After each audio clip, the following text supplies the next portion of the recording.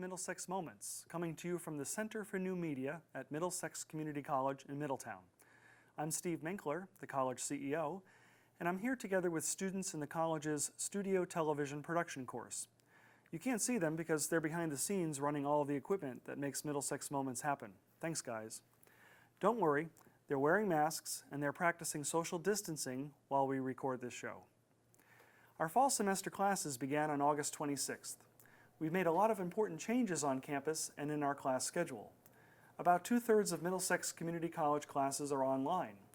Many are being held using video conference technology, so students and faculty can meet together on a set schedule in real time.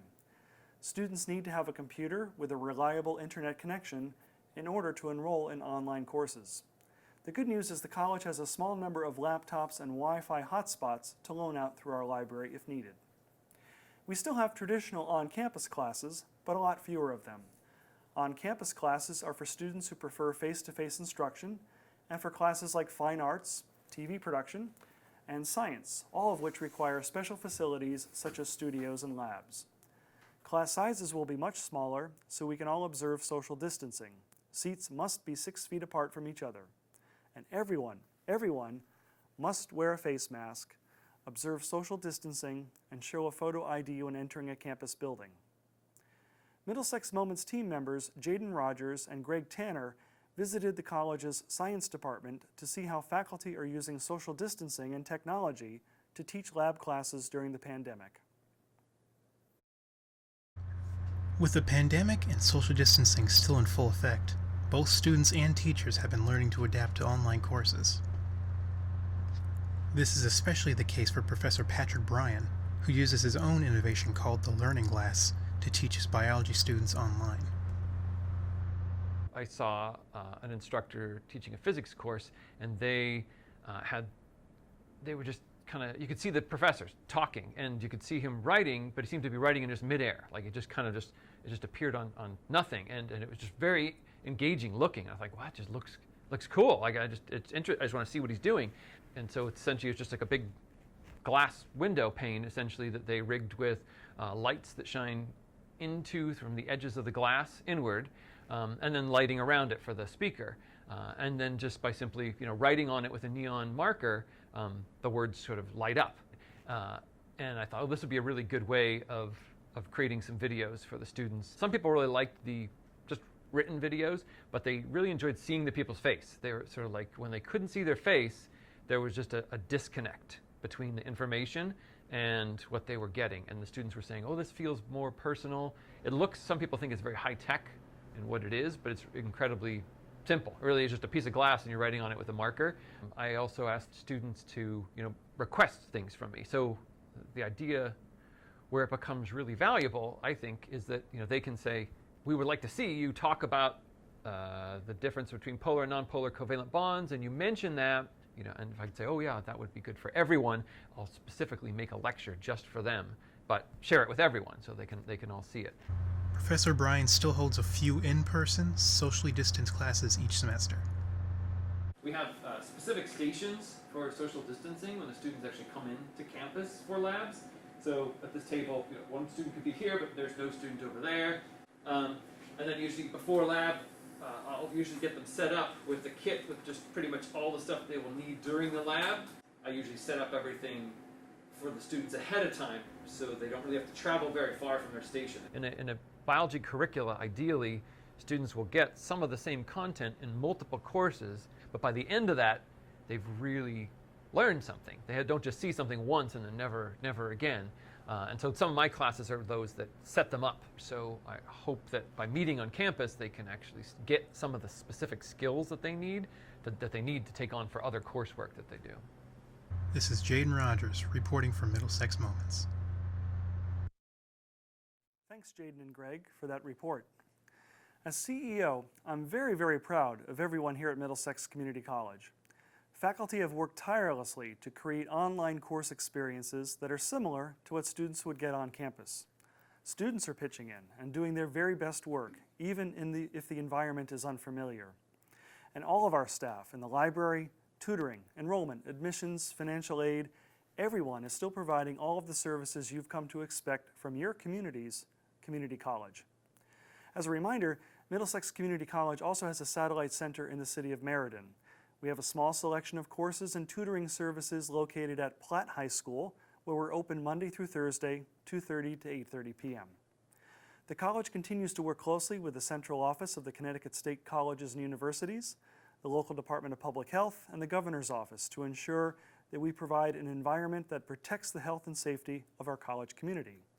Thank you in advance for wearing your mask and observing social distance, not just on campus, but wherever you are in public. Coming up after the break, more of Middlesex Moments from Middlesex Community College.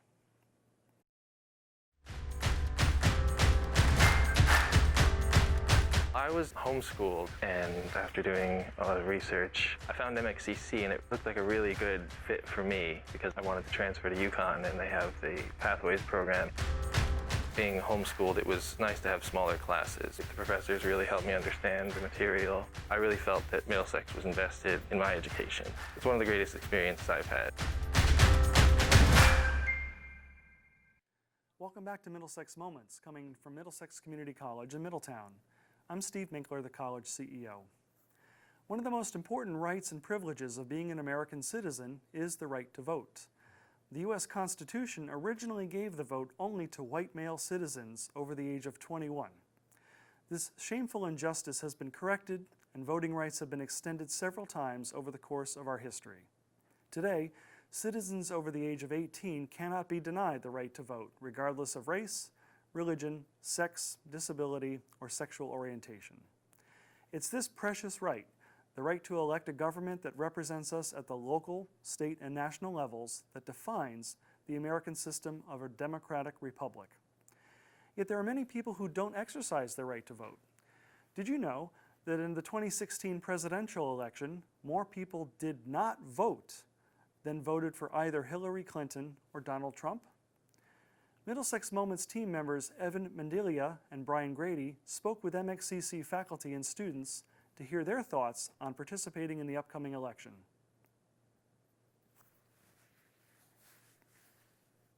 What I look forward in a president is someone that is not racist, like that is not condescending, believe that the world is law, having their family involved in the White House. Traits I look for in a president. Honesty and basically someone who doesn't lie. I think right now our country's, there's a lot of human rights issues, and I think that that is a really important thing that needs to be addressed. And I don't think our current president is doing that, considering the fact that he literally makes fun of people and has been racist and sexist and misogynistic on multiple occasions. Whether it's the financial issues, the fiscal issues, the economic issues, COVID is a big thing, but I think more than anything is the ability to look at everybody else's or someone else's opinion, not look at that as an us versus them, but a hey, where are you coming from? What are your ideas? Why do you have those ideas? And can I sort of share mine as well? And at the end of the day, you may not agree with me. Voting to me isn't that important, but to other people, I say go ahead. This would be the first time I am voting. I will be voting this year. I plan on voting for Joe Biden because I think that our government needs a change in, who's in there. This is one of the most important elections, but I think every election is important. I think everyone's critical. I think everyone's that we have is momentous.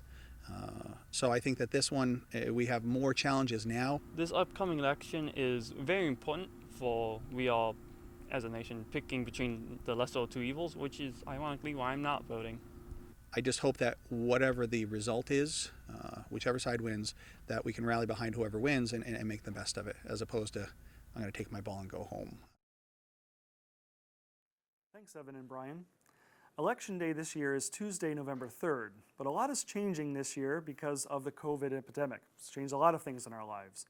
And joining me today to talk about this year's election is the Republican Registrar of Voters here in the city of Middletown, David Bauer. Thanks for joining me today, David. Well, thank you, Steve. I'm glad to be here.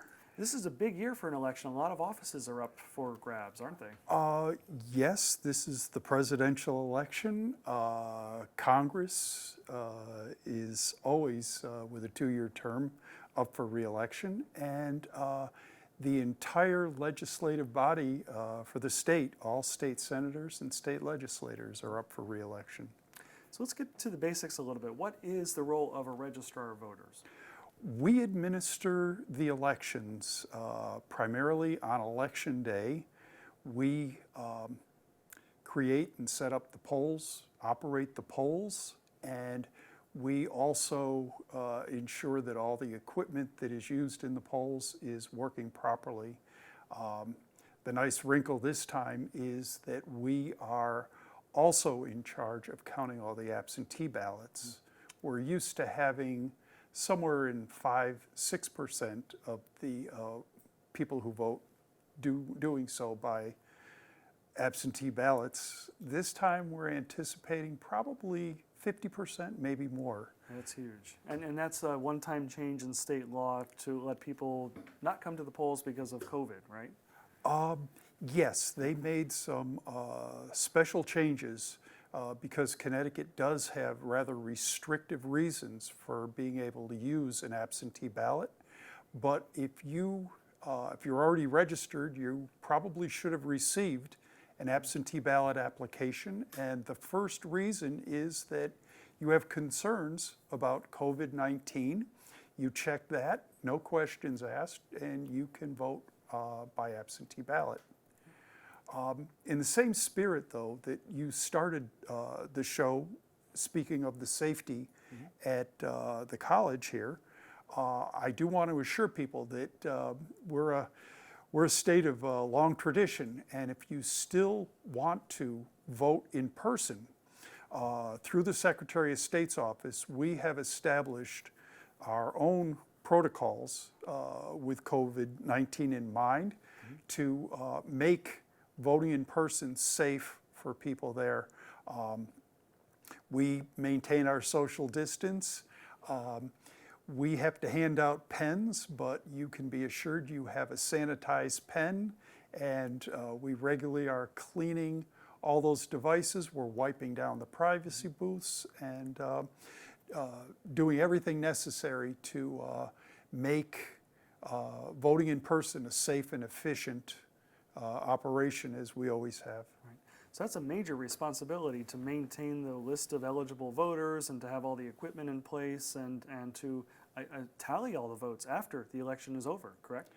That is correct. We have to, those machines that you spit your ballot into, we have to count those all up, and there's always exceptions to every rule. Most of the ballots go right into the bin after they're voted, but some people write us some interesting notes.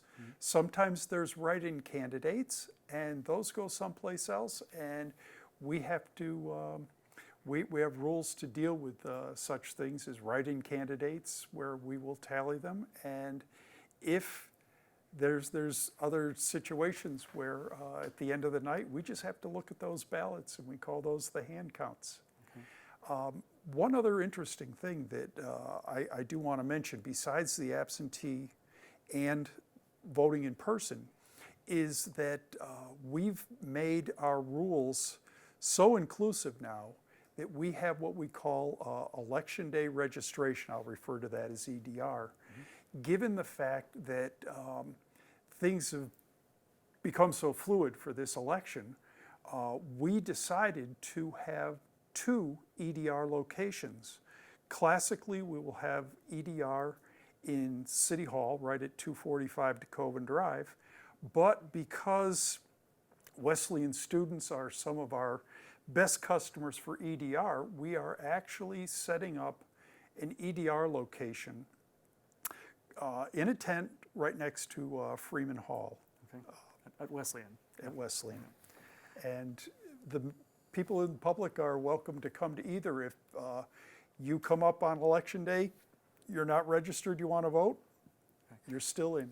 So you'll have to do the EDR registration before you then go to your polling place? No. No? We use absentee ballots in the EDR, and once you are successfully registered, you get to fill out your ballot right there and complete your voting process right at the EDR location. Oh, so it's even easier, actually, I mean, than I was expecting, so. Yeah. Yeah, okay. Now, a person can also register to vote through the Department of Motor Vehicles when they get their license and other transactions at DMVs. Absolutely. In fact, that is the primary influx of voters that we get these days, because Connecticut, everybody still needs a license, and it's called the Help America Vote Act. So if you go to the Motor Vehicle Department to get your license renewed or even get an ID, they're going to definitely engage you to register to vote, even if you're already registered sometimes. But so we receive all those applications electronically, and we even make it easier. I don't know if you were going to ask me this, but you can even register to vote online. They're not the easiest to find, so I'm not going to try to tell you how to get there from here, but on the Secretary of State's website and our department, the Registrar's department page on the City of Middletown's website has the links to register to vote. And also, if you're just not sure, you can go look up and see if you are in fact registered to vote, where your polling location is. All that stuff is available online now too. That's great. And the college also has information on our website about how students or anybody who visits our website can vote in many of the same ways that you had mentioned. And in the past, we've had voter registration drives here on campus, which is a great way to have some of our students be aware of how to register to vote. And in that regard, I mean, you've been involved in city politics and in civic life for a long time. What advice would you give to some of our students about how to become more involved, either in the political process or in the civic engagement? Well, once again, I would direct you to the city website. There's something that's going to be very interesting happening. We're going to test it, but people in Middletown, whether they're registered or not, if you always want, there's the whole thing about, I got a complaint about my street, I got this and that. We are setting up a system where you can actually register those concerns. If you got a pothole on your street, somebody's driving too fast, you can do that.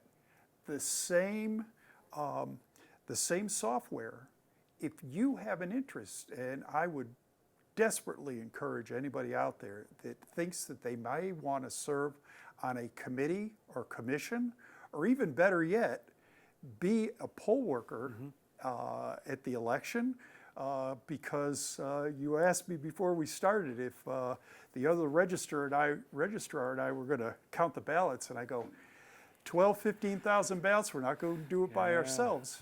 And the good news is that when it comes to being a poll worker or an absentee ballot counter or helping people at the EDR locations, that's a paid stipend. So you also get to do your civic duty and put a few dollars in your pocket for the help. But it's also a vehicle where you can, if you express interest in working on committees, commissions, and we need lots of volunteers. Find something of your interest, and that's a good way to get it started, where you can contact City Hall. And to be a poll worker, do you have to be a resident in the town or the city where the polls are taking place? Some of the duties, yes. Okay. But the people who run the polls are called moderators, and they're certified by the state. They can come from anywhere in the state. We don't even need, in some circumstances, we've had people that are residents in the town that are not even registered to vote that get to work at the polls. There's also a very interesting program, and we've gotten some of our best poll workers that if you are entering junior or senior year in high school and you are a local resident, you can be a poll worker. You can't be a moderator, you can't be an assistant registrar, but you can do some of the other duties. And quite frankly, these high school students have been some of our best poll workers. We like younger poll workers as we're getting more technologically, that's how the polls are going to be taking place more and more. Sure. Yeah, it's great to hear, and it's great to see younger people more involved in the process. So David, it's time for us to take a quick break here on Middlesex Moments. So when we come back, more about the 2020 election with my guest, David Bauer. This is Middlesex Moments from Middlesex Community College.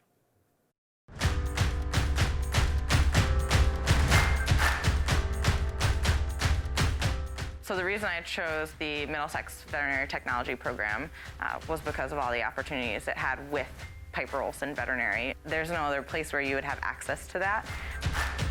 I would definitely recommend Middlesex to anybody who's interested in that career, because you're going to be 100% prepared to start your job. That is really empowering.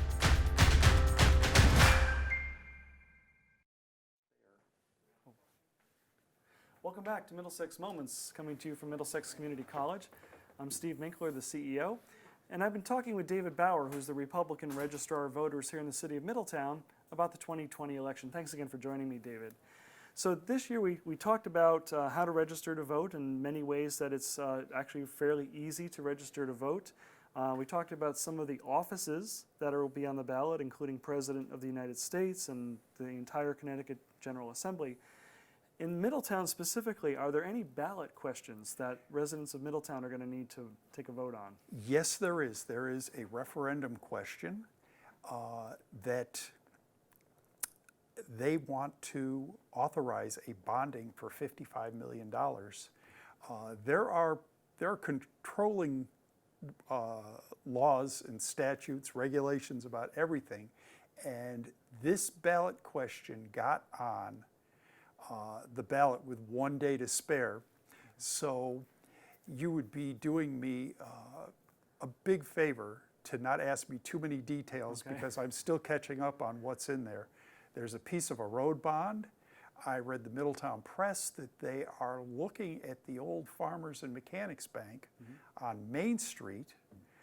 I don't know the details, but they combined that building and the word City Hall with it. So I'm looking forward to learning about it, because I'm sure I'm going to have to share that information with a lot of people before Election Day. Sure, but absolutely very important where the residents get to vote on $55 million of public money and how that might be spent, and if it's a wise decision.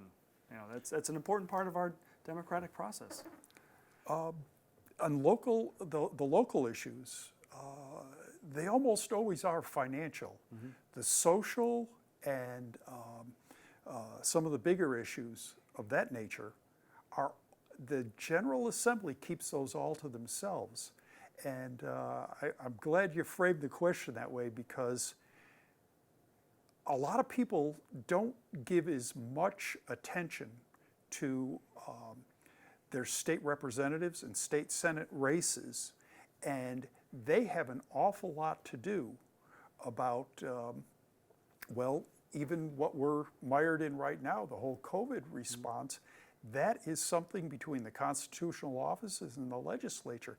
Their decisions are imposed on all the departments and all of us. And you certainly would like to know, you should know, who you're voting for and what their values, if they match the kind of government you want to have. They kind of get to slide under the radar a bit. Sure.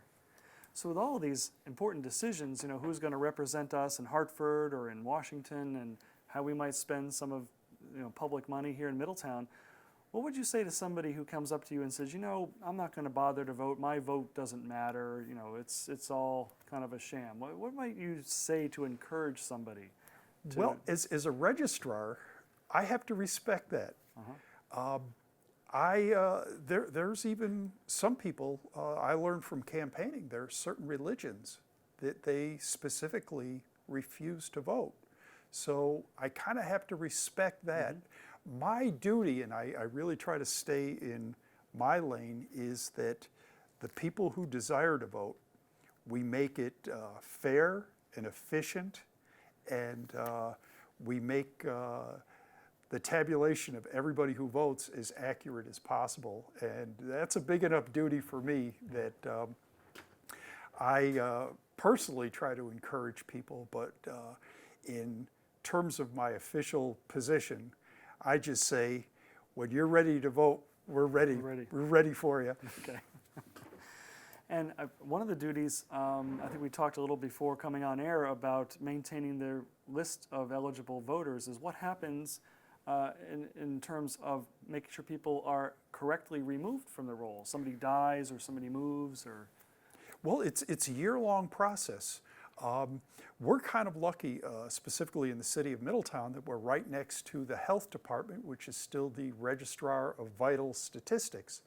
Somebody comes in and gets married, we're about the first to hear about it. So if there's a name change, a change of address, which happens through the motor vehicle department now more than any other place, but we're also on the back end, we're looking at, we're linked in at the state level with other states. So if somebody who's a registered voter in Middletown suddenly ups and gets a license in Tennessee, sooner or later, the motor vehicle departments are talking to each other and we get that information. The keeping our voter rolls accurate is a year-round job, and in the dead of winter we do something called a canvass, where people who have not voted in a long time, or we suspect because of some indication, real estate transaction, other stuff like that, we call it a canvass, and we send out letters that we ask, we haven't heard from you lately. Are you still a voter? Are you still registered in Middletown? So we're doing that year-round. Okay, great.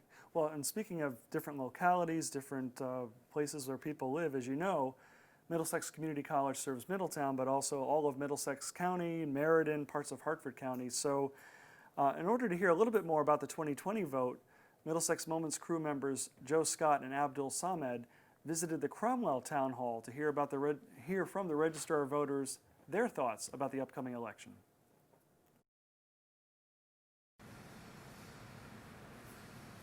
This is new to me and to everyone due to the pandemic and the process in which we're doing absentee voting. Every voter in Connecticut will receive, if they haven't already, an application for an absentee ballot.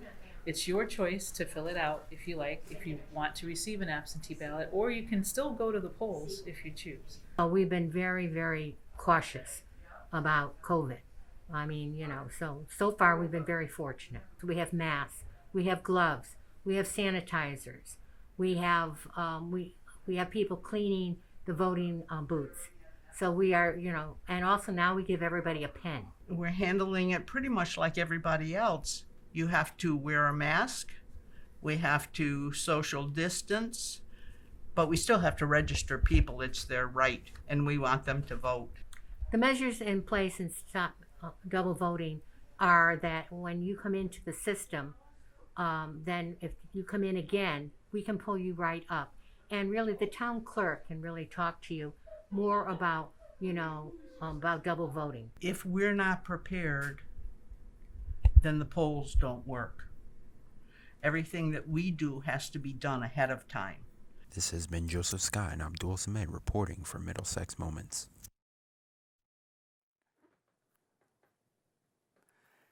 Thanks, Joe and Abdul, for that report. And Dave Bauer from the Registrar of Voters office here in Middletown. It's interesting to hear, some similarities between the towns, obviously, because we need to be consistent with our voter laws and our expectations. And in talking about the Registrar's office in Middletown, you're the Republican Registrar. You have a counterpart from the Democratic Party. How is that set up, and why is it set up that way?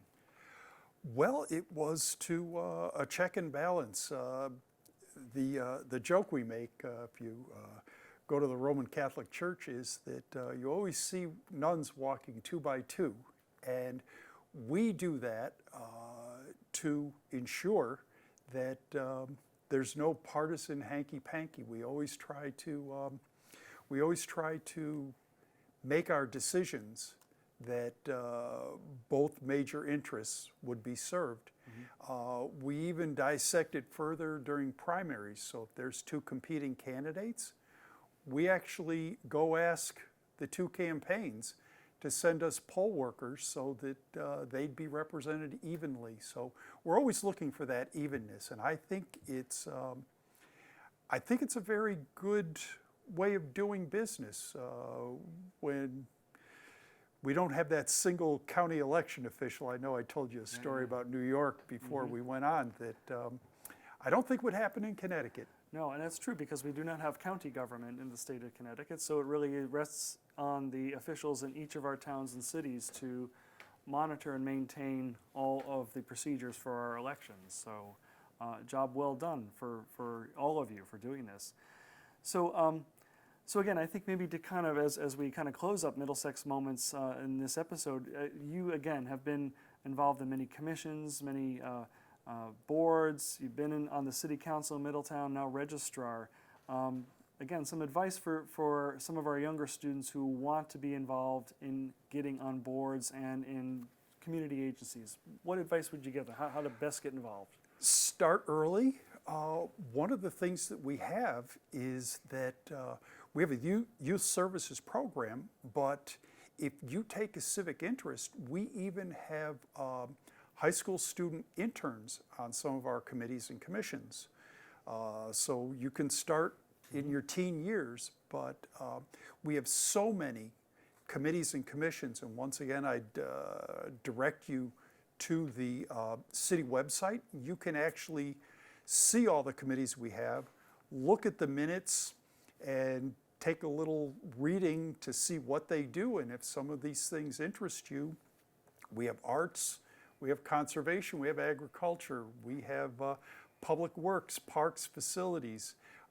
We've got some of the nicest new parks that looks almost as good as Middlesex Community's campus these days. All right. So lots of ways for people to get involved throughout our community politically or through volunteerism or working with agencies who serve others. So again, David, I really want to thank you for joining us today with Middlesex Moments to talk more about the election and your role as a registrar of voters. Thank you for being with us. Thank you very much. I'm always glad to talk about good, free, and fair elections. All right. Well, thanks again, David, and I want to thank you, our listeners and viewers, for joining us for another edition of Middlesex Moments. As always, you're welcome to visit us in person, and remember to wear a face mask. Our main campus is located at 100 Training Hill Road in Middletown. You can visit us at our Meriden Center at Platt High School, 220 Coe Avenue, where we offer afternoon and evening classes 4 days a week.